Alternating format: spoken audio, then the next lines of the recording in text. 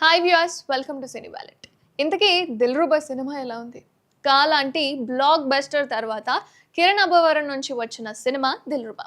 విశ్వకరుణ్ ఈ సినిమాతో దర్శకుడిగా కూడా పరిచయం అయ్యాడు. అయితే ముందు నుంచి ఈ చిత్రం మీద చాలా నమ్మకంగా ఉన్నాడు కిరణ్. నిర్మాత అయితే నచ్చకపోతే మరి వచ్చి కొట్టండి అని చెప్పి కూడా ఒక కామెంట్ అయితే విసిరాడు. అసలు దిల్రుబా సినిమా ఎలా ఉంది ఏంటి అన్న విషయానికి వస్తే, ఇక స్టోరీ విషయానికి వస్తే చిన్నప్పటి నుంచి మ్యాగీ అనమాట. అసలు పేరు ఏంటి అంటే నజియా. సో సినిమా విషయానికి వద్దాం. మ్యాగీని ప్రేమిస్తాడు సిద్ధార్థ్ రెడ్డి అలియాస్ సిద్ధు అనమాట. సిద్ధు అని పిలుస్తారు సినిమాలో. కిరణ్ అబ్బవరం నేమ్ అనమాట. అండ్ పెళ్లి కూడా చేసుకోవాలి అనుకుంటాడు. ఎట్ ద పాయింట్ ఏంటి అంటే చివరి నిమిషంలో మ్యాగీ ఇంకొక వ్యక్తిని పెళ్లి చేసుకుంటుంది. సో అక్కడ కూడా ఒక సిచ్యువేషన్ ఉంటుంది. ఎందుకు చేసుకుంటుంది ఏంటి అనేది.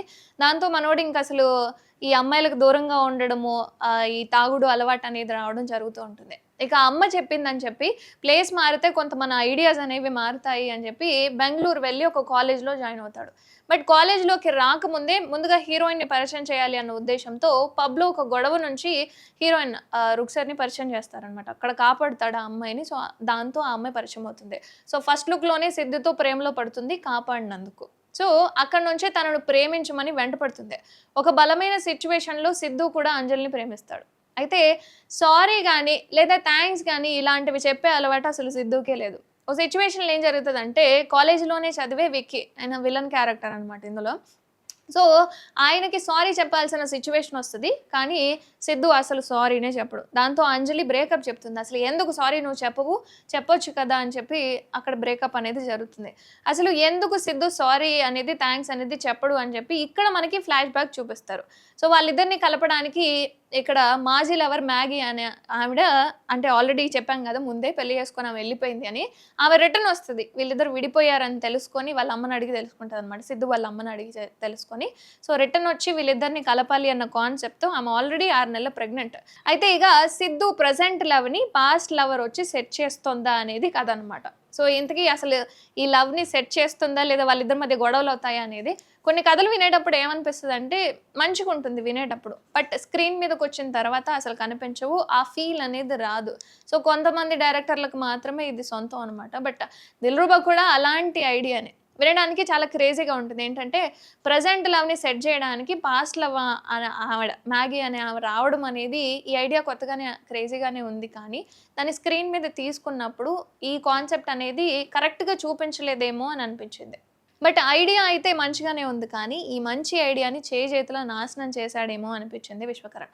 అందులో కిరణ్ అబ్బవరం పాత్ర కూడా లేకపోలేదు. ఎందుకంటే తన మీద స్టార్ హీరో రేంజ్‌లో డైలాగులు అంటే కావాలని అడిగాడా? లేదా నిజంగానే డైరెక్టర్ అంటే ఈ విధంగా రాసాడా ఏంటి అనేది అర్థం కాలేదు. కానీ కొన్ని డైలాగులు ఎలా అనిపించాయంటే చాలా ఓవర్‌గా అనిపించాయి. అసలు అవి అంటే సిద్దుకి, కిరణ్ అబ్బవరానికి అసలు అవి సెట్ కాలేదేమో అని అనిపించింది. ఆ విధంగా ఉన్నాయి.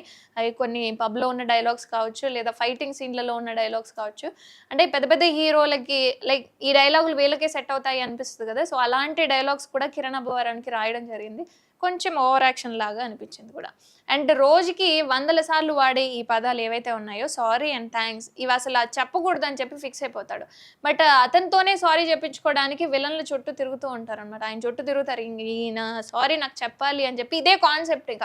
సారీ చెప్పించుకోవడానికి ఏమైనా చేస్తారు అన్నట్టు. సో ఈ కాన్సెప్ట్ అర్థమైతే అసలు కానే కాలేదు. సారీ, థాంక్స్ చెప్పించుకోవడానికి ఈ వీళ్ళిద్దరి మధ్య గొడవలు జరగడం ఏంటి అనేది.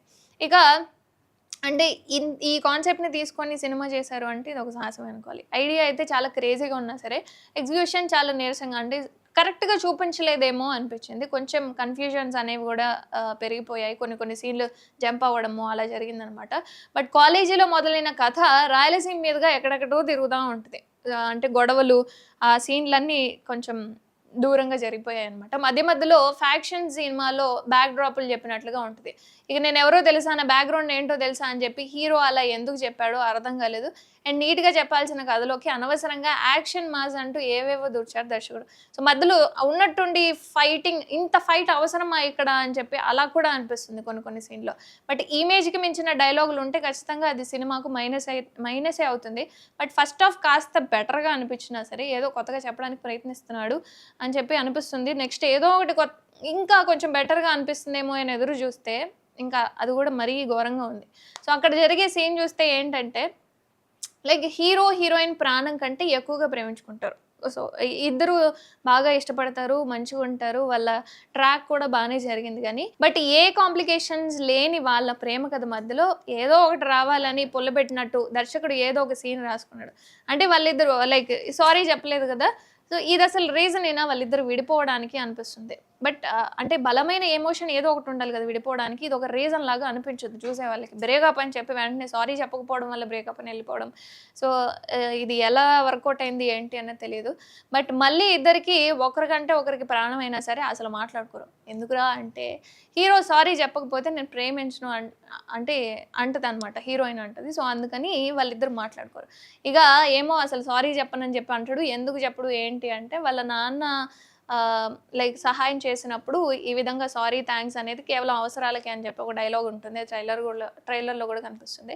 సో, ఈ విధంగా 'దిల్‌రుబా' అనేది కంటిన్యూ అవుతుందనమాట. సో, అంటే వాళ్ళిద్దరు బాగా ప్రేమించుకొని ఇలా బ్రేకప్ చెప్పి మళ్ళీ మధ్యలో మ్యాగీ ఆ అమ్మాయి వచ్చి వీళ్ళిద్దరిని కలపాలి అనుకోవడము.